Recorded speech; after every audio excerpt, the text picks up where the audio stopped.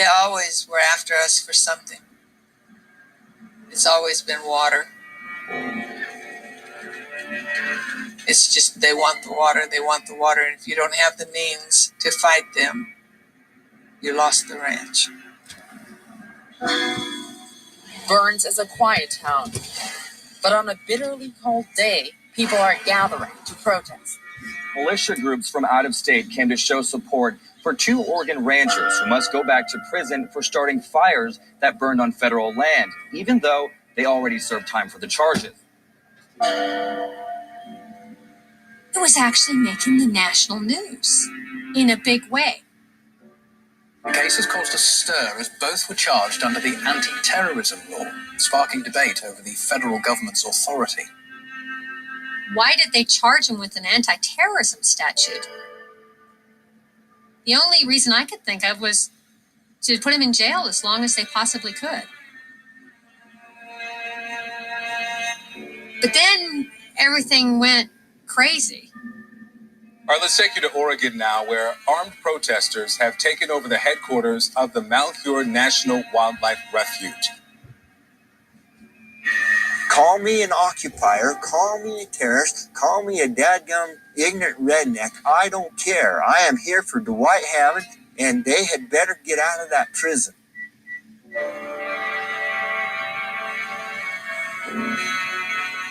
You know, they say that there was an armed standoff in Harney County. That is a total bullshit lie.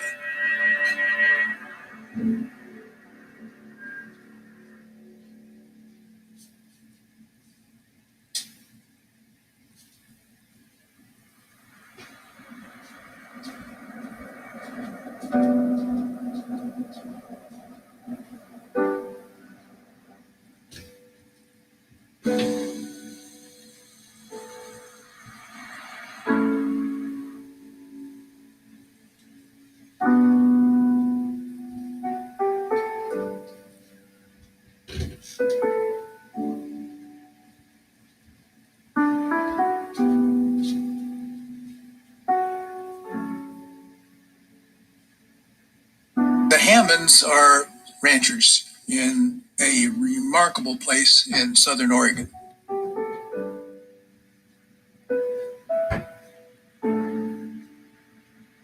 The Hammonds are the kind of people that you want to live next door.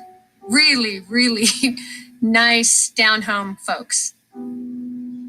Dwight is a very soft-spoken man, very kind, helpful. He'll do anything if you ask him to help you out. Steve is active, quiet and soft-spoken like his father, very family-oriented, a very nice human, and a very hardworking human. They're very compassionate people. You can find other ranchers in the community that say, hey, you know, I needed to ship my cattle out and I didn't have any way of shipping them, and the Hammonds showed up with their trucks and hauled my cattle for me. While I was building my log home up on the property that I purchased, they actually came one afternoon with a picnic lunch. And this is 45, 50 miles away. Those are the kind of people the Hammonds are. Dwight Hammond is my husband, and we've been married for 55 years. We grew up together. In 1964, we first moved here from Northern California. The tending of the population was to come north, and we were raising cattle, and the highways were becoming more congested, and highways and cows don't really mix. And we finally found this place that we liked. Dwight had the problem of telling his father that we weren't going to live in Northern California for our whole lifetime. One day he said he was going to go and tell Dad today that we were moving. He was gone for 2 or 3 hours, and he came back, and I said, how'd it go? You'd never guess. He wants to go with us. So we all moved up here. It's a very big ranch. It's on a place called Steen's Mountain. Well, it doesn't look like any mountain in the world except itself. And it's in Harney County. So Harney County is 10,000 square miles. It's about 2/3 high desert. Most of it is above 4,000 feet in elevation. And we have several 100,000 acres of state lands here. And the county is bigger than 9 states in this nation.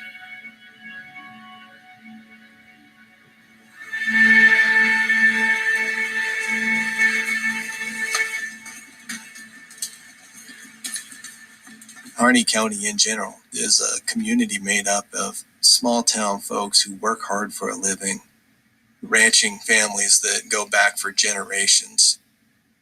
You can see why the Hammonds wanted to ranch there. They, like most ranchers, have a grazing permit, which means they have private base commensurable property. That's their own, and it has been.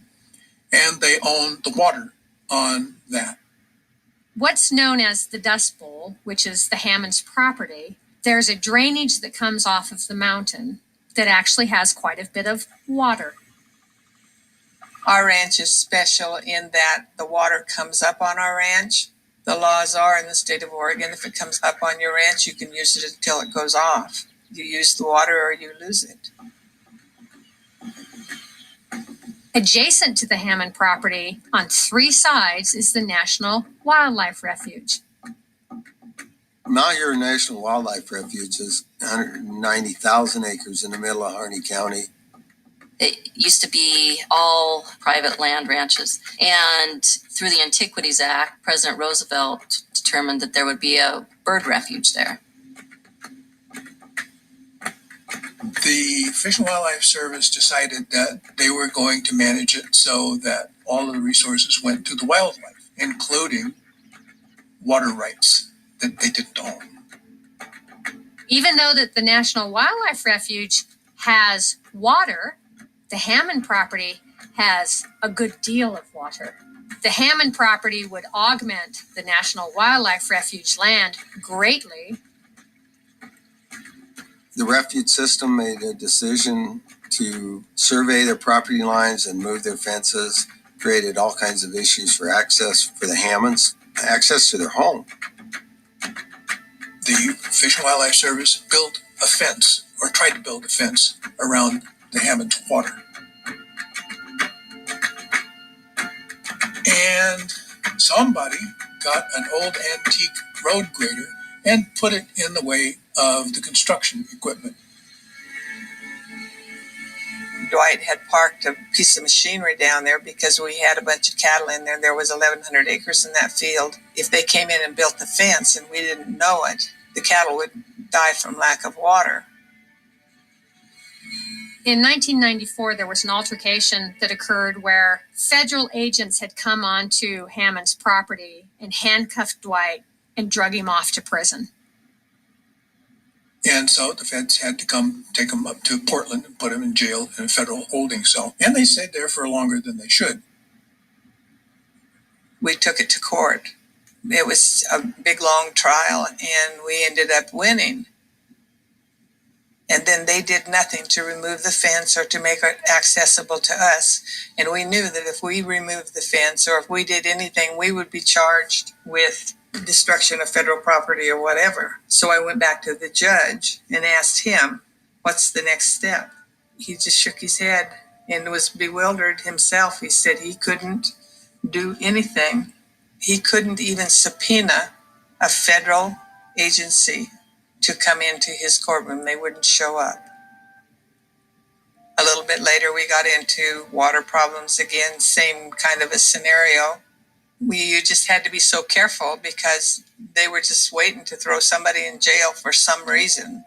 It's just they want the water, and if you don't have the means to fight them, you lost the ranch.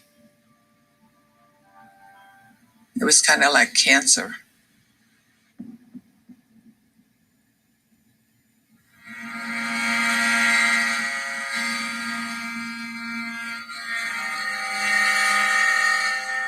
They called us to Salem and threw a 19-count indictment over 18 years, I believe, for setting every fire that they didn't have already tagged to somebody else.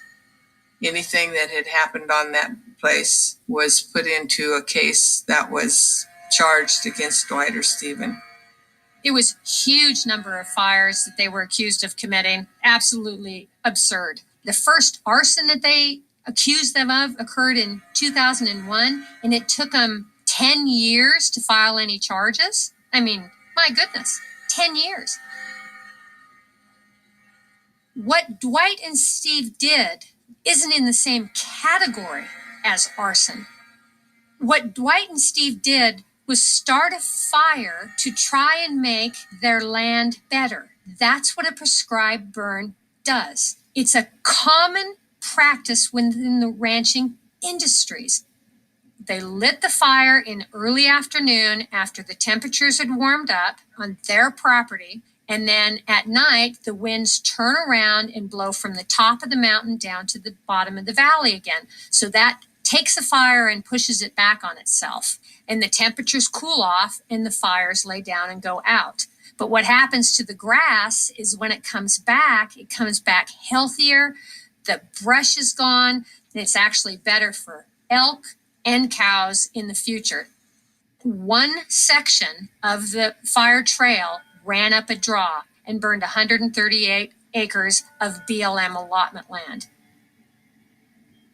138 acres is huge if you consider it in a highly dense populated city. But out here, there's hundreds of thousands of acres where you have uninterrupted views, really nothing, just wide open spaces. So 138 acres is just this ridge top here and a little bit of that finger over there.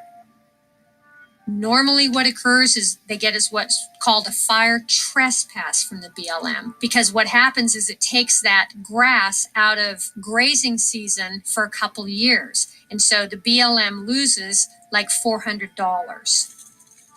It is not against the law anywhere in the United States to manage a prescribed burn. Then the next fires were a series of fires that occurred in 2006. The 2006 fires, when those occurred, it was a lightning storm beyond lightning storm. There were like 1,700 lightning strikes. The whole goddamn mountain was on fire. Steve calls the BLM to find out if there was a fire burning up on Moon Hill. Sure enough, there is a fire. Well, that's where all their winter feed is. So what Steve did was start a back burn. You have a fire that's moving towards you, and what you try to do is, if you can get in front of the fire enough, you burn a section. You burn some land to remove the fuel. He lit the back burn, burned his own property, and then it burned 1 acre. 1 acre of BLM land, and the fire didn't go any further. What they charged them with was the 1996 anti-terrorism and death penalty law of arson. So say I was Timothy McVeigh and I blew up the Oklahoma federal building and it started a fire that then went along. They could charge me under the statute with blowing things up, killing people, and arson. That is the arson they were charged with. Our family members are not terrorists. I don't know how you could put a charge like terrorism when you look at the things that are going on in the world and compare that to ranch life in Eastern Oregon. Why did they charge him with an anti-terrorism statute? The only reason I could think of was to put him in jail as long as they possibly could.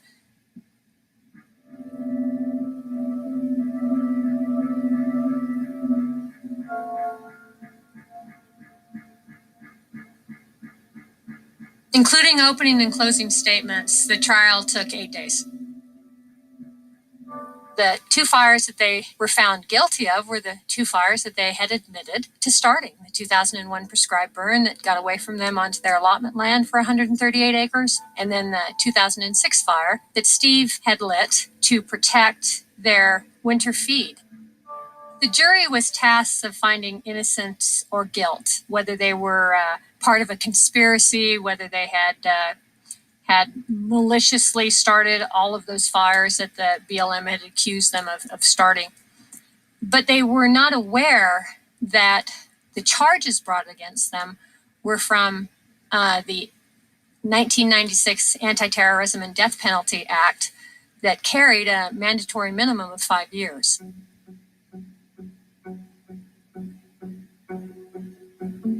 What's a mandatory minimum sentence?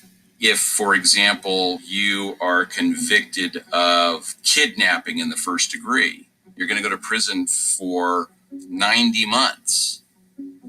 And because it's a mandatory minimum, you're going to do every minute of those 90 months. You're not going to get paroled out early. You get a 90-month sentence, you're going to do 90 months.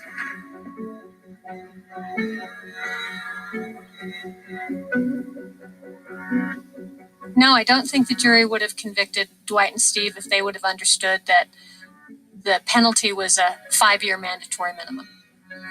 Well, Dwight's 74 years old, and to have Dwight be convicted of an anti-terrorism charge for 5 years is potentially a death sentence for him. The lawyers talked to the judge, and the Hammonds agreed to accept the jury's verdict as they had been stated thus far, and they would accept whatever the judge sentenced them to. And the prosecution then spouted up and said that he agreed with that, but they would have to give up their appellate rights as well as their 2255 rights, that they gave up all rights of appealing. There is nobody that can sanely say that this was terrorism.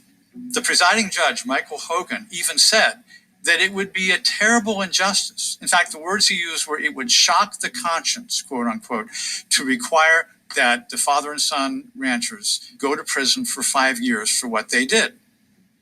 He gave them what he thought was a just sentence, which was 3 months for Dwight and a year for Stephen. I hate to think that your government could take away your ranch, but it's obvious, if you look back at it and don't have a biased opinion, that they wanted our ranch. Fire, if that's what it took, they'd take whatever was handed to them.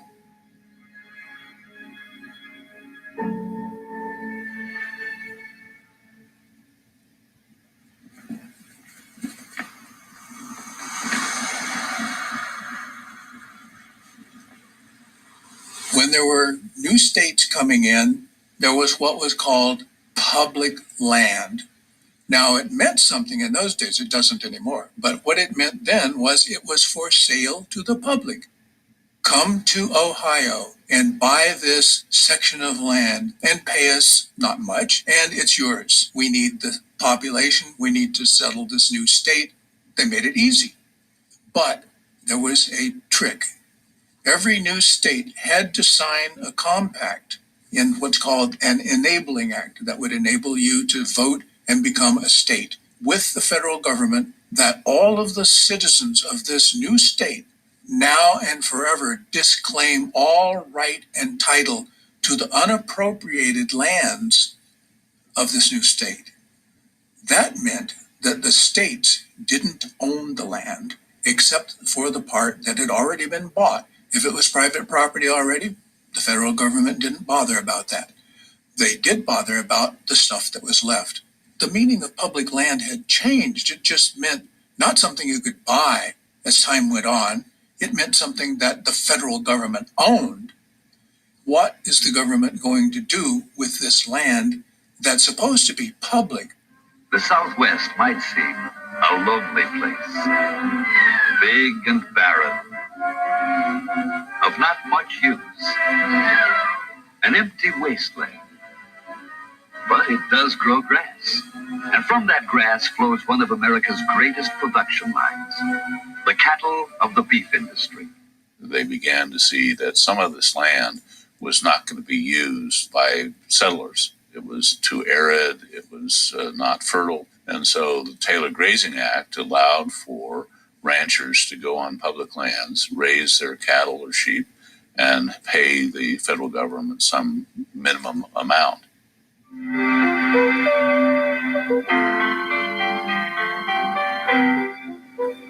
This is the land, the public land. It belongs to you and me. More than 300 million acres of land. More than an acre for each American. The bulk of the land is in the western states, including Alaska. Far from many Americans, yet this land is important to us all, no matter where we live. It's managed by the Interior Department's Bureau of Land Management. The Bureau of Land Management was formed in 1946, designed to really meet the needs of ranchers and mining companies. That all changed in 1976. Controversy over the use of the resources of the public lands has intensified in recent years. The Bureau must resolve conflicting interests within the multiple use and sustained yield principles of the 1976 Federal Land Policy and Management Act. The Act directs the Bureau to administer the public lands for the benefit of all Americans. With FLPMA, the federal government said, from now on, the public domain lands that are managed by the Bureau of Land Management will be managed in a multiple use philosophy. We will provide for recreation and environmental issues, and will meet the Endangered Species Act. No longer was the BLM merely there to do what ranchers and mining companies wanted them to do. That's when the unhappiness began with the miners and the ranchers.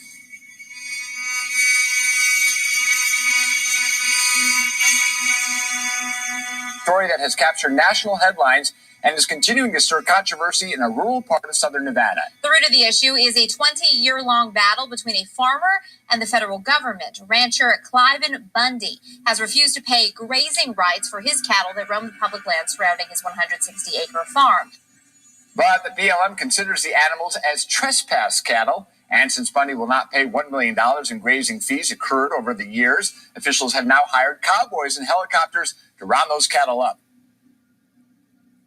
In the Bunkerville situation, to my understanding, the Bundy family had been ranching in that part of Nevada before BLM became an agency. And when BLM was formed, the deal was they would improve grazing lands and improve water for cattle. As time moved on, the deal changed. And it was no longer about improving grazing and water rights. It was about the restriction and access to those lands, which those ranchers generationally had relied on. My rights are all older than BLM even existed, but my rights were created through beneficial use. And so beneficial use means we use the forage and the water from the very first pioneers come here. Bundy had an argument that he had a grandfathered right to graze on that land because he was doing it for the last 140 years. Grazing allotment requires a permit, and there is a fee attached to that permit. Mr. Bundy decided he was not going to pay those grazing permits.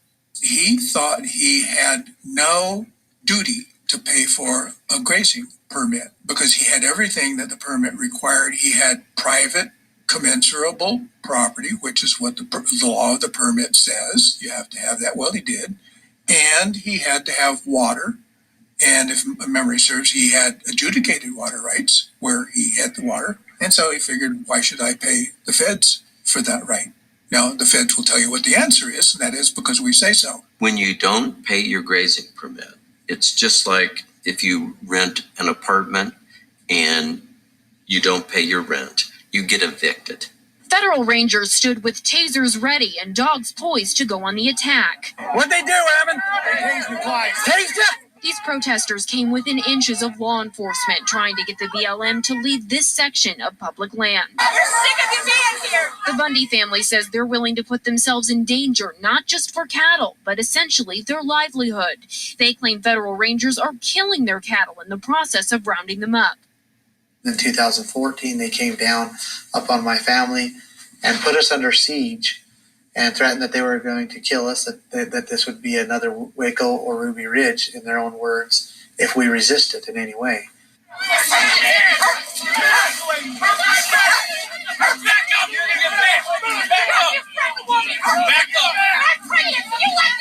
They were killing the cattle from the helicopter and from the ground. They were separating the baby calves from their mothers, leaving the baby calves, brand new baby calves out in the desert to die.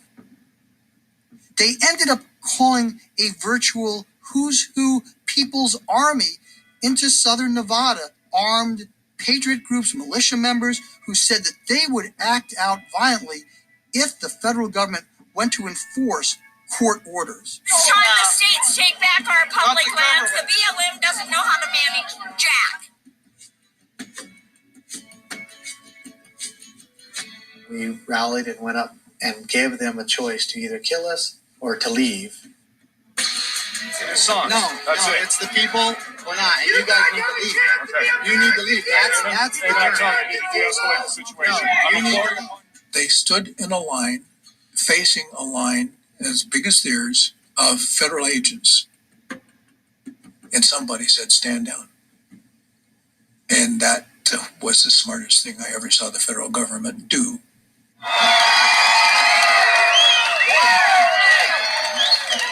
The West has now been won!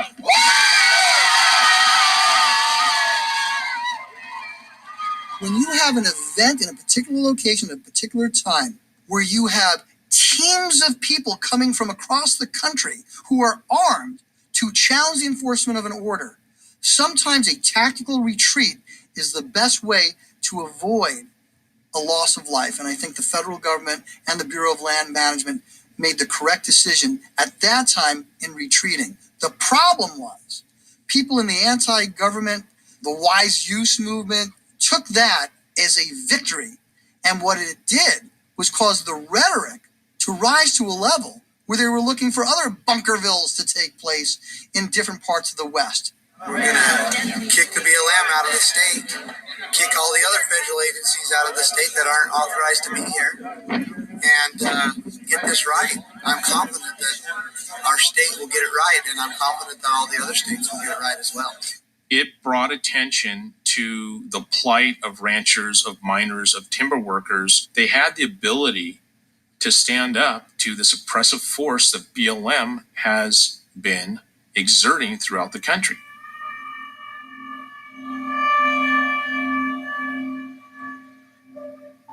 So when the judge sentenced him, he said it would be cruel and unusual if I demanded that they spend the 5-year minimum in prison for 140 acres. He said that. So he sentenced Dwight to 3 months and Stephen to 1 year and 1 day. Dwight and Stephen did their time. They came home. After they came home, the U.S. federal government decided to pursue the mandatory minimum. The sentencing judge at that time deviated from what the law allowed as far as sentencing guidelines went. The prosecution filed an appeal on the decision, and that appeal went to the Ninth Circuit Court. The Ninth Circuit Court said the original sitting judge did not have the authority to not give the mandatory minimum. Judges absolutely have no authority when it comes to sentencing. They just, it says mandatory minimum, so that's what you got to give. We thought, no, this can't, no way, we've been through all this stuff, and everybody said mandatory minimum under this charge is 5 years. That's where the Hammonds, I think, really didn't understand the implications that if they gave up their right to appeal, they thought that the prosecution wouldn't have any rights to appeal either, and that wasn't the case. The Hammonds were resentenced, and they reported to prison on January 4th. Double jeopardy is a circumstance where you cannot be tried twice for the same charge. The Hammonds were not tried twice. What happened was the Court of Appeals sent the case back to the trial court and said, you will do it right. You will sentence them according to the law. The judge made a legal error, and the Court of Appeals corrected it, and that's why the Hammonds are back in prison now. It's not double jeopardy. Why should they pay for the judiciary system making a mistake? I think if you serve your time, you served your time. we are supposed to have a fair and balanced justice system. Sending a 74-year-old rancher back to prison after he served his sentence in entirety is not an American value. It's unjust. I think the judge that made that decision should be sanctioned. I still think that today. He violated the very rules that he was obligated to defend. The rule was pretty plain, and I don't know what a mandatory minimum is, but we've had a bunch of attorneys sitting there for I don't know how many days, and all of them know what it is. And I can't believe that this is what's going to come down at us, that they've already served their time. That part of your life was over with. Well, that's not the case if the government's after you.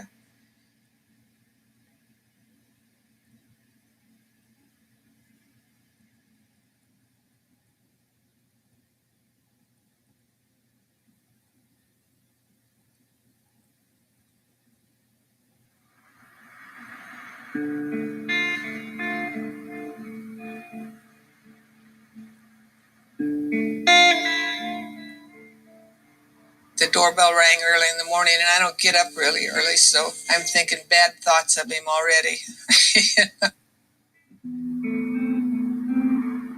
I answered the door, and he said that he was Ammon Bundy, and he asked me if I was Mrs. Hammond, and I said, yeah, and he said, I'd like to talk to you.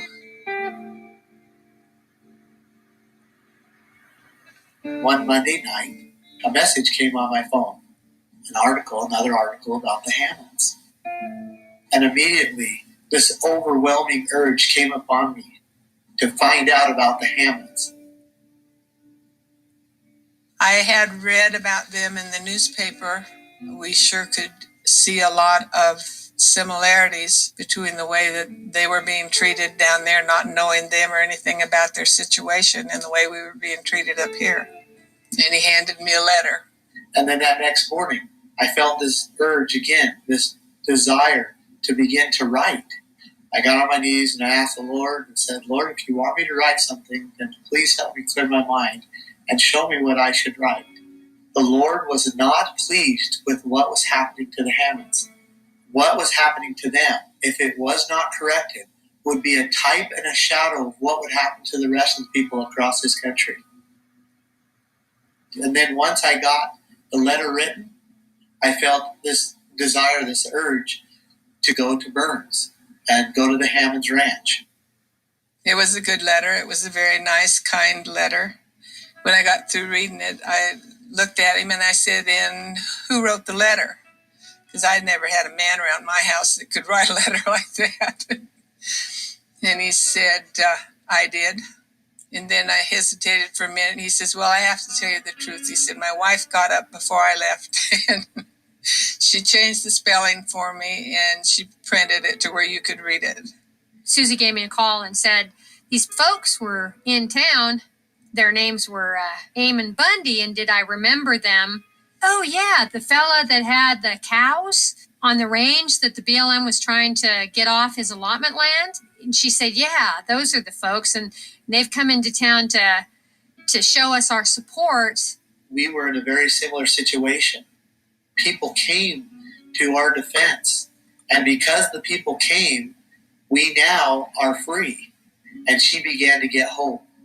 And then she shared them with Dwight, and he began to get a little hope that possibly the American people might be able to do something about these gross violations of their God-given rights. Before he left, he brought in a box of apples. And I said, what time did you leave home? And he said 3:30 or something. And I said, and you picked apples before you left home to bring to my house? He said, well, I had to bring something. And he said, and I have to tell you that I didn't pick them off the tree. He said, they fell off the tree, and I just picked them off the ground and put them in a box, but they're good apples. He's just a kind, generous man. It's like from then, it just escalated. One of our founders, BJ Soper, lives up in Bend. BJ became aware of the Hammond situation because it's just a couple hours from where he lives. He drew that attention to leadership of PPN, the founders.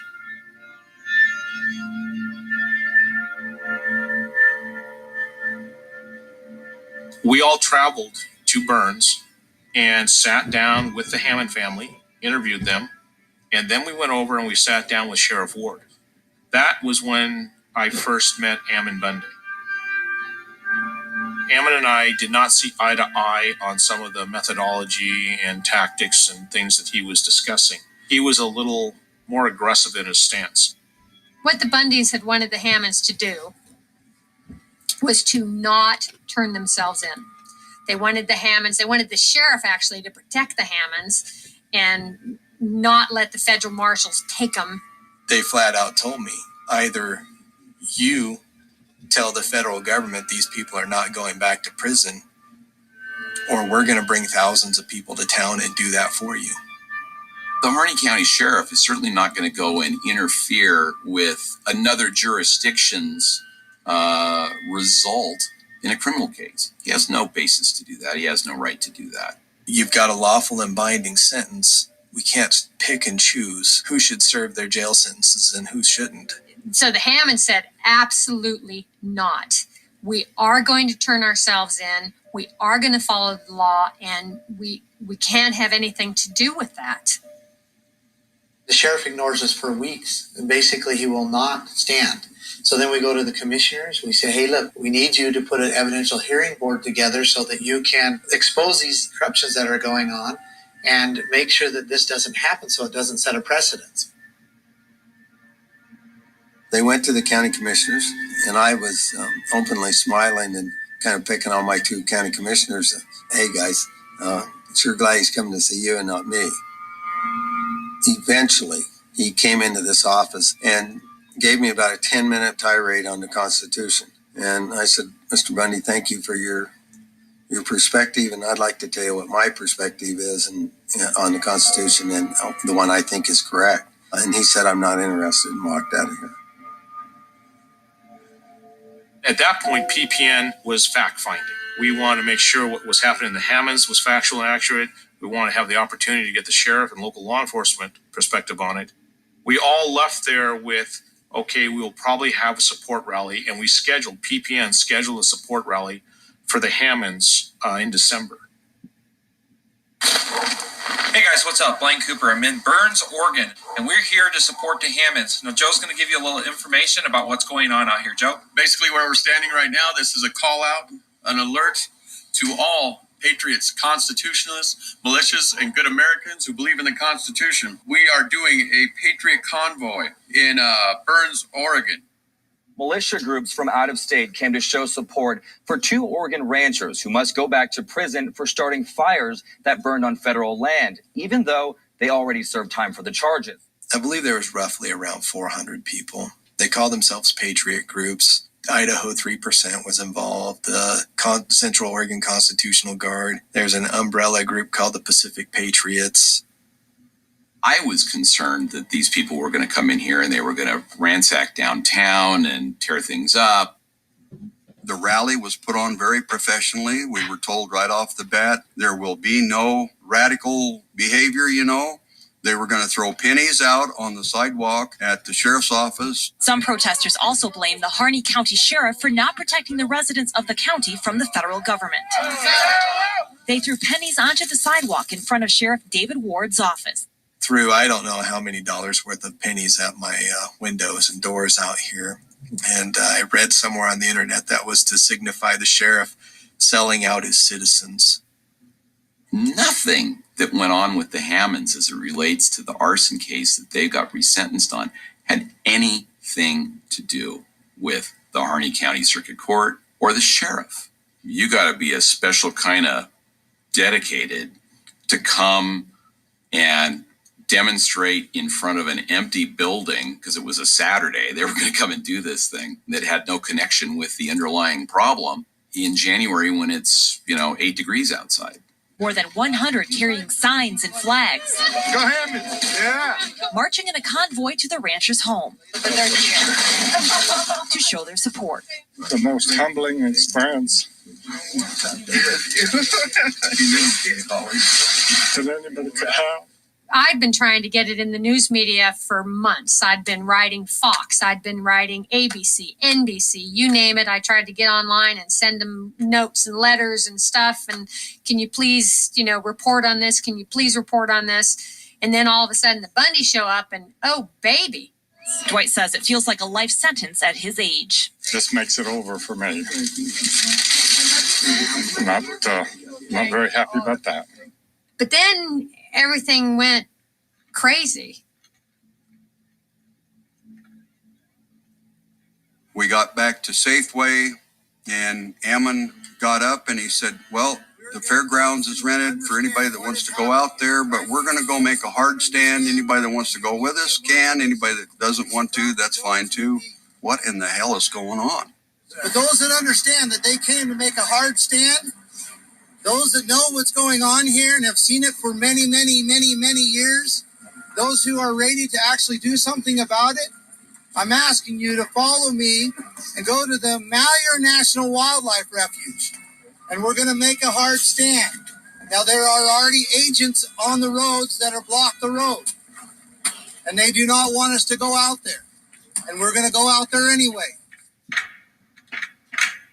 People started approaching me going, hey, Emma's going out the refuge. I'm like, what are you talking about? Why? He says he's going to take it over. We received a 911 call from somebody who had been in the vehicles with them and said, hey, a bunch of guys just jumped out, took over the refuge. And they're going through military style, clearing these rooms. And he got scared and left and reported it. The county clerk called me and said, boy, did you hear Bundy just took over the refuge? And I thought he was kidding. And the community at that point, which was incredibly supportive, completely 180s and turns very upset and hostile. And so we're trying to give them guidance on how they can take steps to have their voice heard in the local government. And now we've got the refuge being occupied.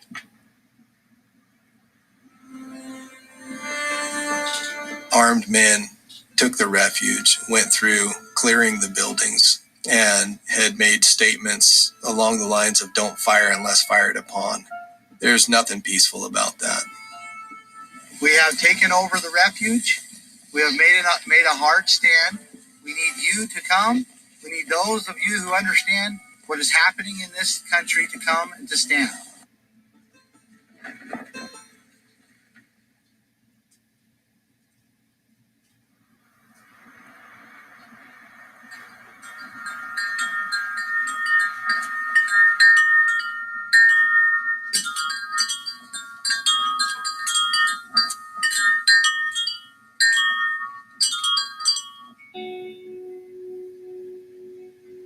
I was 33. I was single. I had 3 children of my own at the time, and I met him at a church dance. Everyone took a partner in a circle, and as the bell rang throughout the music, then you would change partners. I thought, oh my gosh, that cute cowboy is never going to get around to me. There's quite a few couples in this circle. Lo and behold, the dance ended with him as my last partner. That was our first meeting. After that, he asked me out, and 14 days later, we were married.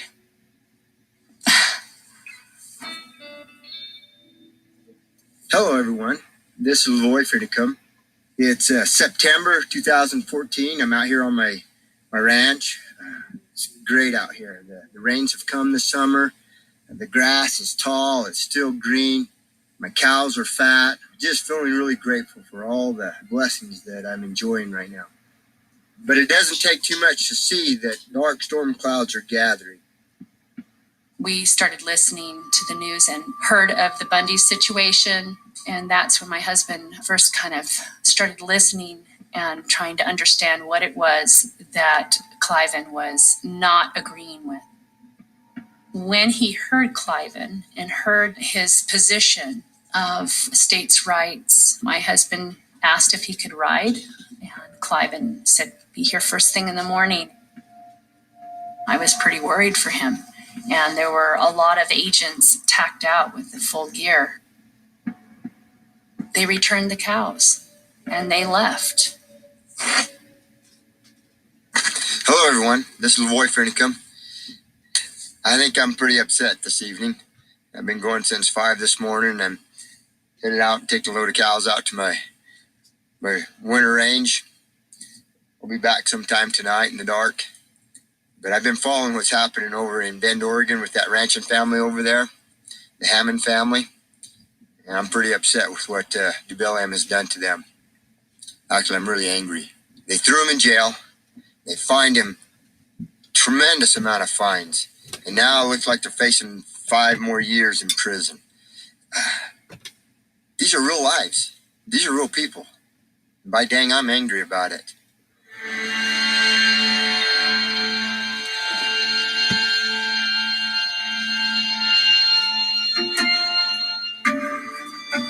A call came in and asked if he wanted to go up to Burns to attend the rally. He packed a backpack with an overnight set of clothes and he left that evening. During the end part of the rally, Ammon approached them with the idea of going to Malheur. LaVoy, I'm doing this for my kids. I have 20 grandkids, daughters and sons. I want them to be free. We'll uphold the Constitution. We'll return these resources to the people. It belongs to the people of Harney County, these good folk. And so I'll stand here with my friends. All right, let's take you to Oregon now, where armed protesters have taken over the headquarters of the Malheur National Wildlife Refuge. They're calling on other so-called American patriots to join them and to stand up against the government in Washington. It just didn't make sense to me. I'd only met Ammon one time. I didn't know what he was trying to prove or could prove or why he went out there in the middle of the winter. The militias say they're not ruling out resorting to violence either if police try to remove them from the federal premises. I was mad. I was upset because I had heard that it was a hostile takeover of the refuge and they broke into things, and we heard all these horror stories of what was going on. It went from a good thing to a, oh no, because now they were being kind of lawless and they were packing guns. And I am 100% willing to lay my life down to fight against tyranny in this country. Then I had a friend who went by the refuge and said, I don't know what everybody's talking about. There's like 8, maybe 10 dudes freezing their butts off around a campfire.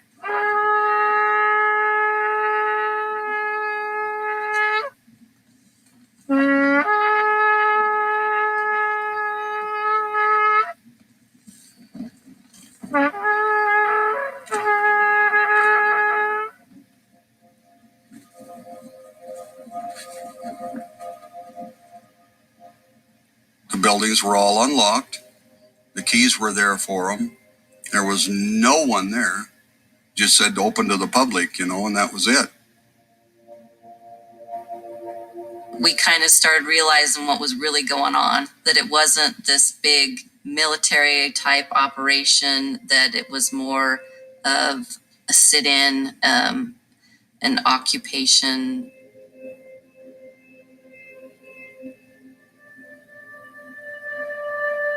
We plan on hurting no one. We're only restoring freedom, liberties, so that these good people can use their lands and resources again. And that is why we're here.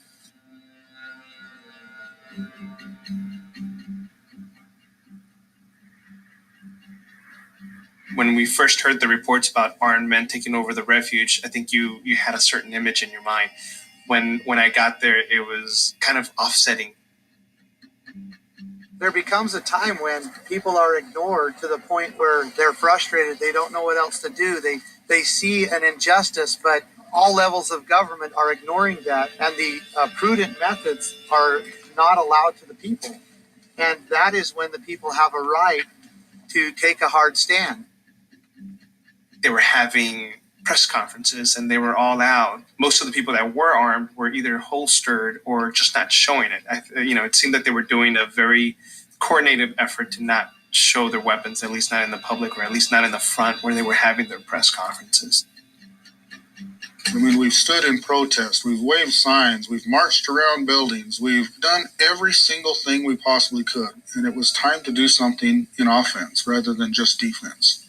We were sitting here looking at each other going, well, what do we do now? I mean, we cannot let this set as a precedent. It wasn't like we raided down in here, we walked down in here. I didn't even have a weapon on me. This happened like that. It happened quick. The public was not aware that we've been in town here meeting with these people, learning about the history, learning about the tyranny and the oppression that they're living under. This was a last chance, last stand situation. It's not like we just came out here and did this.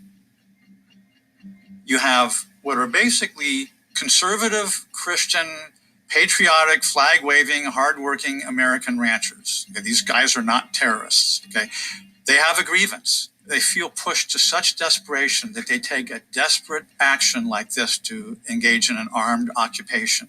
It's difficult for a fair-minded person to immediately determine who is right and who is wrong. We've got to return the rights to the people. We cannot allow this to happen again. We encourage everybody to stand up for the Constitution peacefully. We encourage particularly, we reach out to the county commissioners. We reach out to the state legislatures. Okay, these lands belong to the state and her people. These rights belong to the people. Please uphold your oath of office and protect them. What are these guys doing? What are they thinking? There's a time and place for everything. And I fully understand Hammonds' message. I fully understand the frustration. I don't think the execution at that time and place was the appropriate time. PPN and leadership came out and we denounced it, but we understood why he was saying it. The media portrayal was essentially one of armed militia going crazy and taking over this federal facility. We didn't want conflict. Nobody wants to have any bloodshed. That's the media trying to stir it up with militants and all these big scary words, these words that have become scary to the public. Militia. It's very important that each of you know this is intended to be a peaceful occupation, if so be, if you want to use those words. This is intended to be peaceful. We want all people to be safe.